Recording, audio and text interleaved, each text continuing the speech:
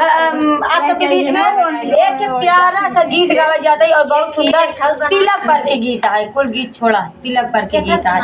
जब ब्याह की स्टार्टिंग होते तिलक चढ़ाते तब के गीत है। और ये गीत कैसे ना है, तनी आवाज बंद करे राजा। बहुत ही सुंदर बेटी के लिए गीत बा। और कैसे गीत बा एक है गा तू हमारे पिछौरा घनी बसवरी रुका पहले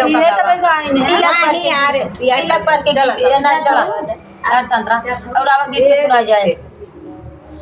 सोने के पत्र बाबा तिलक चढ़ाई, सोने के पत्र बाबा तिलक चढ़ाई। गंगा में पौआ पखारी बाबा घर के लवटले।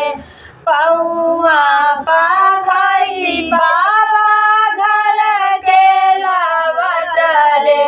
बेटी देवरिया के ठाड़ मैं तो काहे बेटी हुला मूला, काहे बेटी झूला मूला, काहे बेटी मनवा उदास, काहे बेटी हुला मूला, काहे बेटी झूला मूला, काहे बेटी मनवा उदास।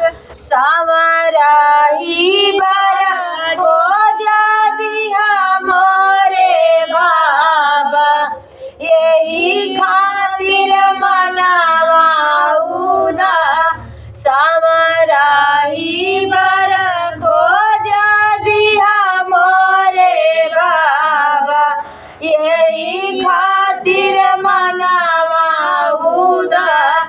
सावराही सावर जानी करा मोरी बेटी, सावरा सिरिया भगवान। सावराही सावराही करा मोरी बेटी, सावरा सिरिया भगवान। तो बेटी कहते हैं गोरे बदन पापा दिया जनम वाला, गोरे बदन पापा दिया जनम वाला। सावर खोजेला दमाद।